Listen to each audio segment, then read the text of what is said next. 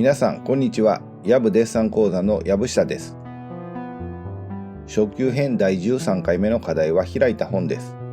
今回は特にテーマを設定しませんが、形、比例、材質感、固有色、立体感、空間、構図などに注意してデッサンを進めます。開いた本はこれですが、書き出す前にモチーフの大きさや縦横高さの長さの比率、重さや表面の手触り、稜線の形、紙の厚みなどを確かめてください。これはデッサンを始める前の準備運動みたいなものです。モチーフをよく知ることが魅力のあるデッサンにつながると思います。画用紙は八つ切りの大きさ 38cm×27 センチと、鉛筆は三菱ユニの 2H から 3B までの濃さの鉛筆を使いました。動画の再生速度は前半は2倍速、明暗表現の途中からは3倍速にしました。また制作時間は2時間30分でした。この動画を最後まで見て制作手順、鉛筆の動かし方、練りゴムの使い方などがわかると思いますから、ぜひ参考にしてください。それでは開いた本のデッサンを始めましょう。まず最初に当たりを取ります。光源は左斜め上にあります。画用紙のどこに書くのか、大体の位置と大きさを薄く書きます。鉛筆を軽く持って筆圧を抑えて薄く書いてください。台紙に接しているハードカバーの長方形の形から書きます。当たりを書くときは大体の大きさと位置を決めるのが目的ですから、測ったりせずに見た目の感覚で書いていきます。鉛筆は HB を使い、芯先と指の間の距離を空けて長く持ち、スピーディーな線を書きます。ハードカバーの長方形の形から上の形を立ち上げていきます。モチーフの影のできる側と下側の空間を反対側よりも広く取ります。影もモチーフの一部ですから、全体のバランスを考えて本の位置を決めます。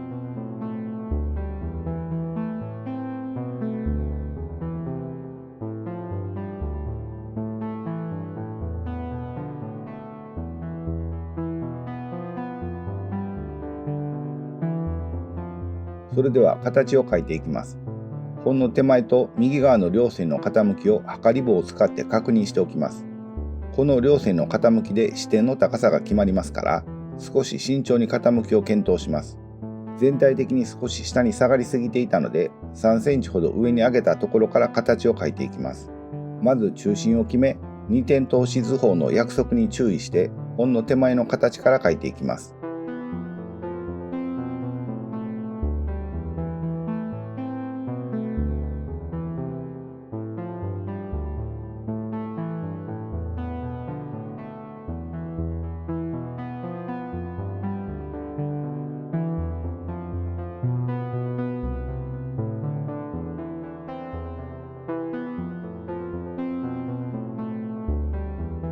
土台になる長方形の形を常に確認します。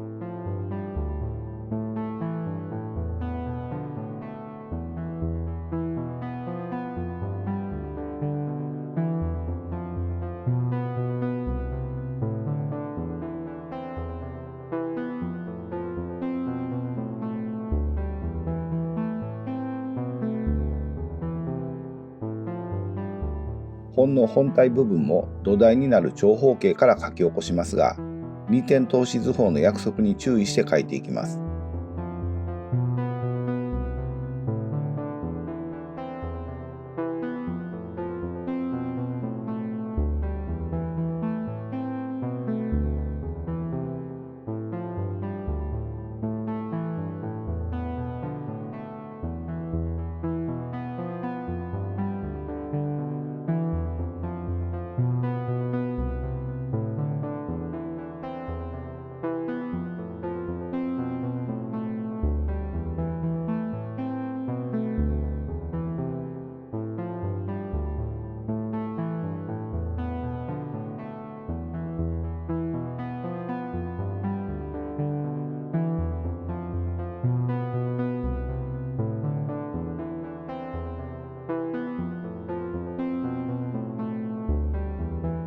左側の両線の傾きが少し弱かったので修正をしています。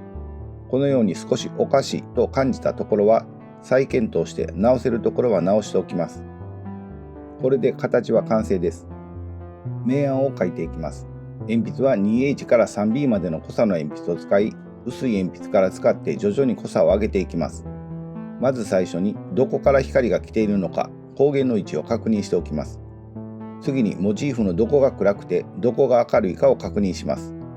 まず形に沿った線を使い、暗い右側面から描き始めます。線は素早く引き、往復させないように一方通行の線で描きます。明暗の関係は初級編1の立方体でお話しした明暗の概念図を思い出してください。右側面の左下の角が一番暗くなります。ページの重なりによる明るい部分が見えますが、その明るさは後で消しゴムで描きますから、ここでは無視して描いていきます。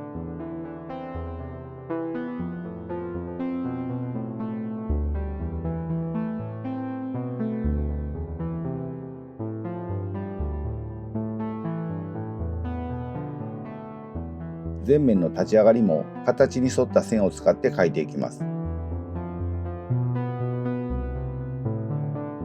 縦方向の線もほんの湾曲した形に沿う線を使います。描きやすいように画用紙をくるくる動かしても構いません。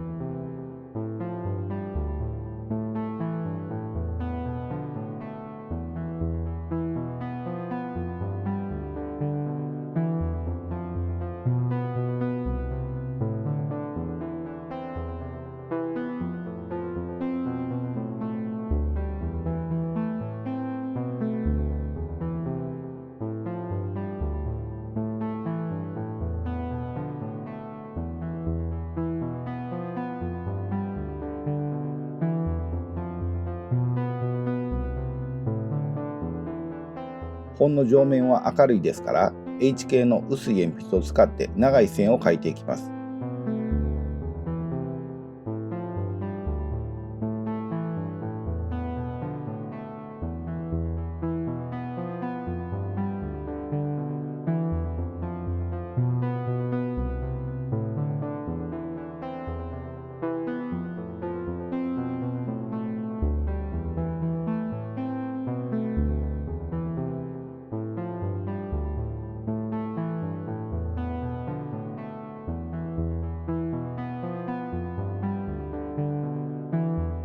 台紙状の影も描いていきますが、ハードカバーの真ん中と両端の台紙と接している影はとても濃い色をしています。ハードカバーが台紙から離れるほど影は薄くなります。小さな部分ですが、そのつもりで描きます。デッサンは目の前のモチーフを見て描くのですが、光の方向とモチーフの形から、ここはこうなっているはずやと推測することも重要です。また右側面を描きます。右側面、左側面、上面の明暗の違いでほんの立体感を表現します。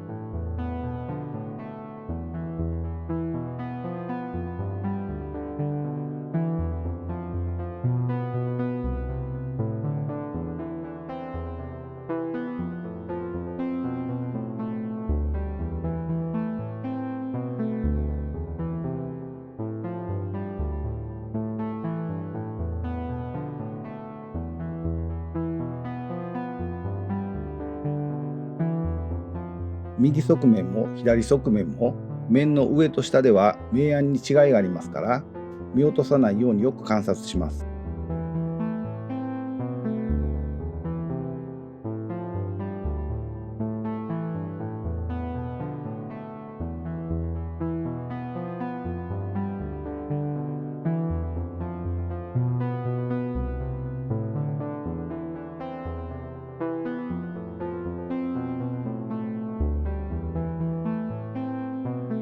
上面を描いています。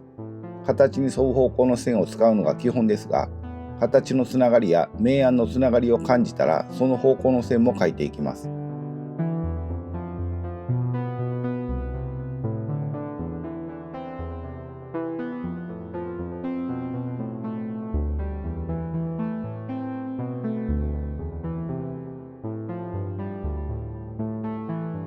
上面は3面の中で一番大きいですから、手前と奥の距離感を意識して、手前は強く濃くはっきりと描き、奥に行くに従って弱く薄くぼんやり描くことで奥行きを表現します。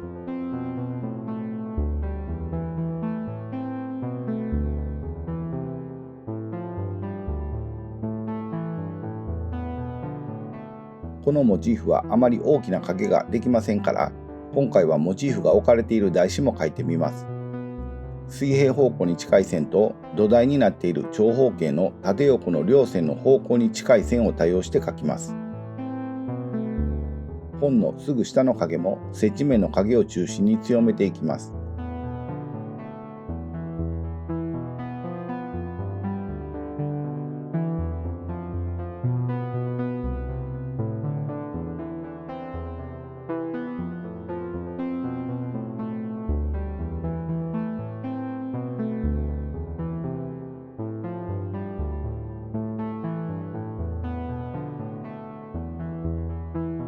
全体的に暗い部分の書き込みを進めます。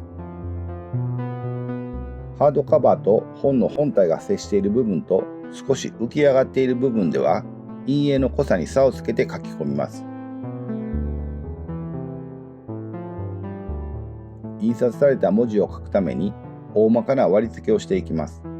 上下左右の余白部分の大きさを確かめ、文字列の行数を数えます。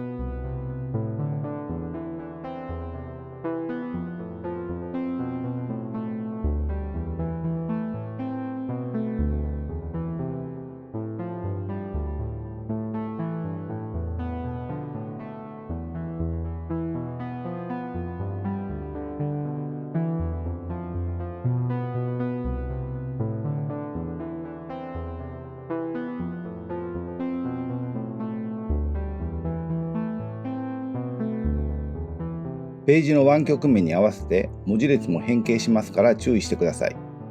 文字列は割り付け線に平行になるように書いていきます。左ページも同じように割り付けます。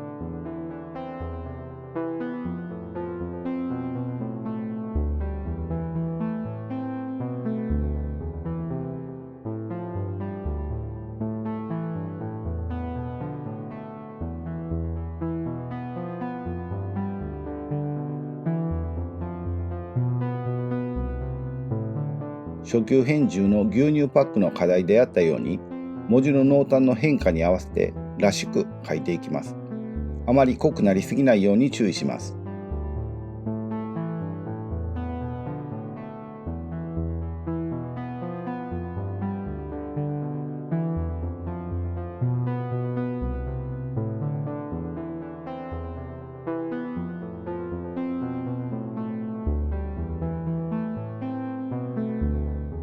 文字の表現も手前に比べて奥の文字は弱く薄くぼんやりと書いて奥行きの空間を表現します。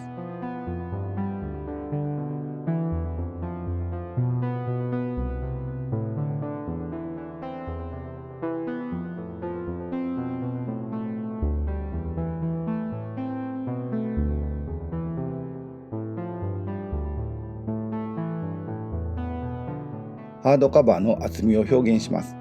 この部分は少し角張った横倒しの円柱と考えられますし、また角の丸まった角柱とも考えて、台紙上の影、反射光の明るさ、そして暗い帯を一体で考えます。小さな部分ですが、形に沿う方向の線を使うことによって、形に堅牢さを与えることができます。厚みの見えるところはしっかり厚みを描くことによって材質感や存在感が強まります。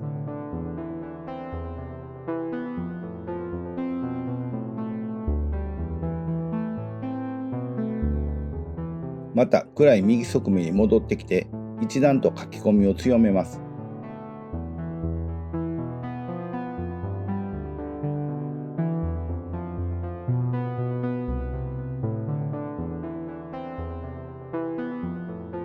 ページの重なりによる明暗を書いていきます。この部分はとても細かい直線なので全部書ききれませんが、目立つものだけを書いておきます。時々2メートルほど離れた場所にデッサンを置いて、デッサンとモチーフを見比べてください。そしてゆっくり確認してからデッサンを再開します。見る、確認する、書くのサイクルです。完成に近づくにつれてこの作業を何度も行います。距離を置いて見ることで自分のデッサンを客観的に評価することができます。形に沿う線以外にも明暗のつながりを感じた方向に線を加えていきます。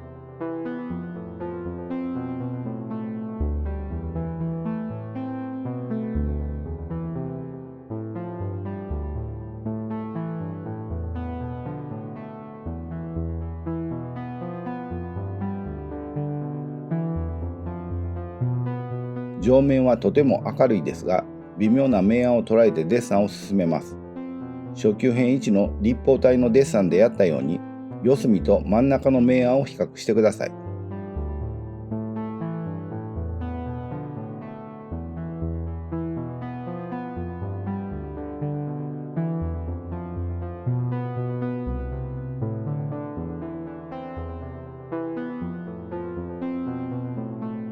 この部分は面が湾曲していますから、右側の反射光で明るい部分、暗い帯、左側の明るい部分があります。この3つの明暗を掛け分けることで、ふわっと膨らんだ立体感が表現できます。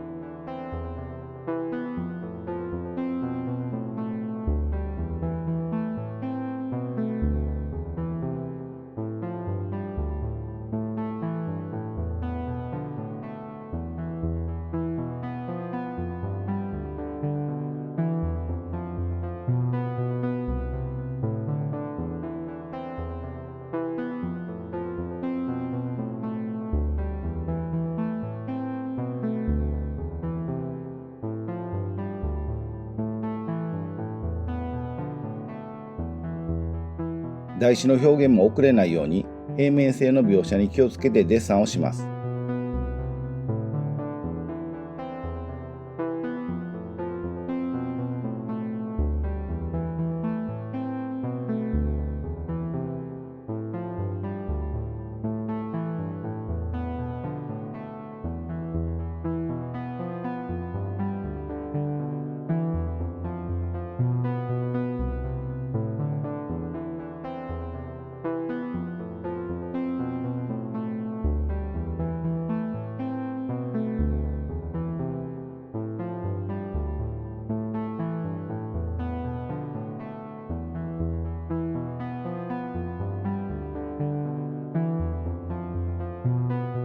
上面の描写が進み、文字が弱くなってきたので、文字を一段強めています。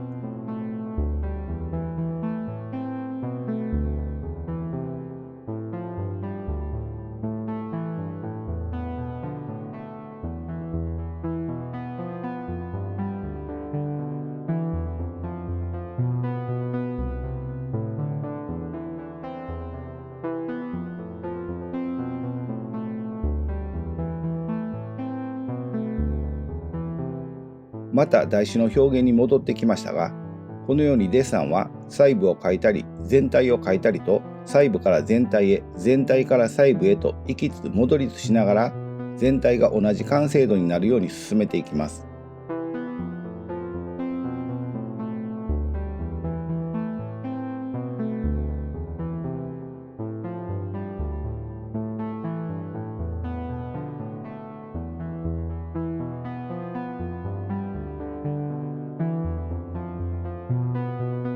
ページの重なりの明るい部分を紙を当てて消しゴムで明るくしています。細かい明暗の連続がたくさん見えますが、全部書ききれるものではありませんから、目立つものだけを書きます。ここでもらしく見えれば OK です。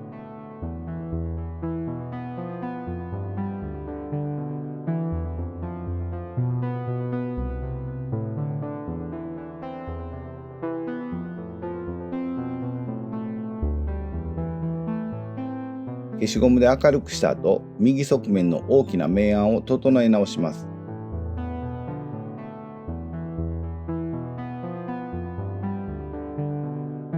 ハードカバーの右側面の厚みを描いています。接地面の影、反射光、暗い帯の3つを一体と考えて厚みを表現します。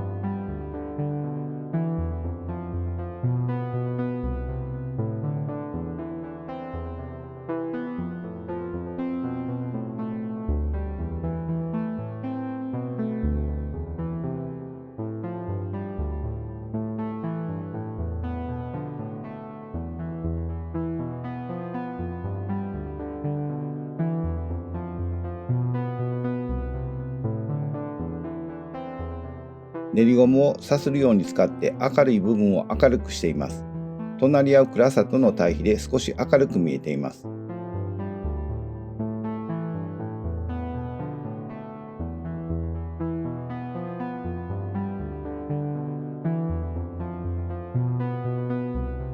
右側面が一番暗いですから、ページの重なりによる明暗に注意してしっかり書き込みます。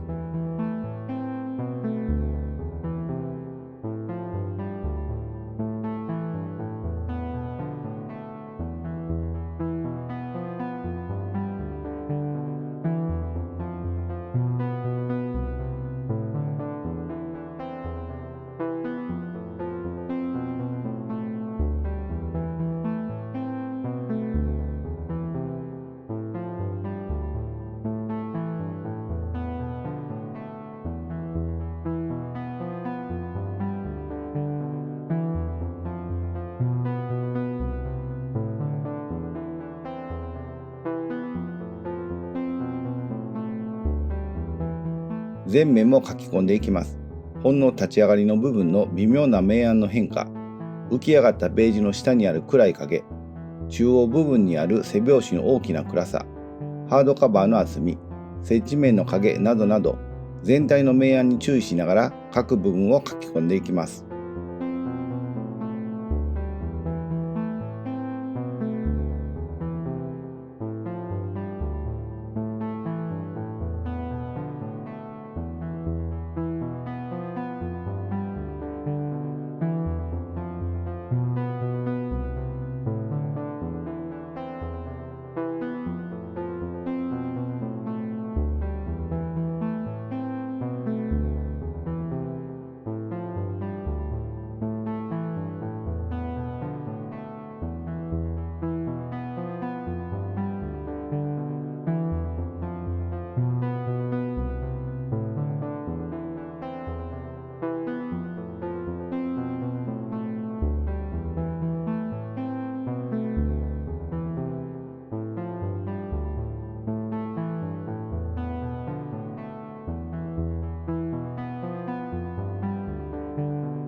相対的に印刷文字が弱くなってきたので、強くなりすぎないように書いていきます。手前は強く濃く、奥に行くほど弱く薄く書くように心がけます。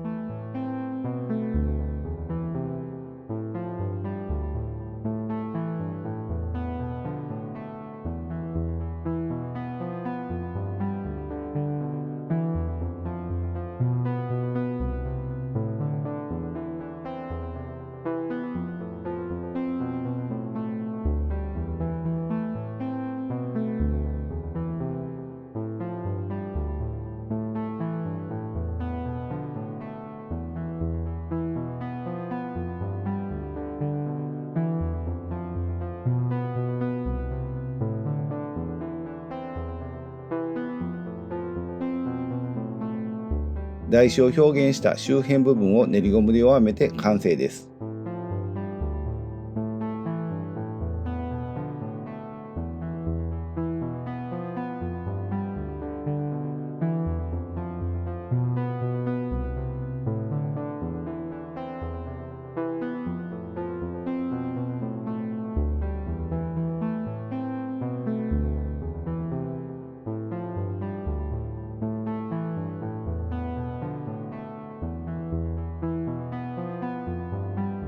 はい、皆さんいかがでしたか？皆さんはこの動画を最後までご覧になったので、制作手順、鉛筆の動かし方、練りゴムの使い方などがなんとなく分かってもらえたと思います。デッサン上達の近道は、多少の理屈を理解して自分で実際にデッサンをして理解をしっかりしたものにすることです。今度は皆さんが開いた本のデッサンをぜひしてください。今回の注意すべきポイントをまとめます。1、形は直方体の変形と考え、二点透視図法の約束を守ります。台紙に接しているハードカバーの長方形の形を基礎にして、そこから上の形を立ち上げます。2、明暗も直方体の明暗のでき方と同じです。部分的には横倒しの円柱形の明暗のでき方を適用します。明暗表現をしっかりすることで、本の立体的な表現につながります。3、紙の厚みの見える部分はしっかり紙の厚みを表現します。それが紙の材質感と存在感の表現につながります。4、手前と奥の距離感を考えて、手前は強く濃くはっきりと書き、奥に行くほど弱く薄くぼんやりと書くことで空間を表現します。5、印刷された文字は面の形に沿うように文字列を割り付けて書きます。文字の縦線の傾きが狂うと表面から浮き上がって見えますから、割り付け線の傾きに注意しながら書いていきます。小さな文字ですから、文字らしく見えれば OK です。はい、皆さんお疲れ様でした。開いた本のデッサンの説明は以上です。次回の初級編第14回はお玉のデッサンをします。チャンネル登録、高評価、コメントもぜひお願いしますね。それでは今日はこれでおしまいにします。また次回の動画でお会いしましょう。皆さん、ごきげんよう。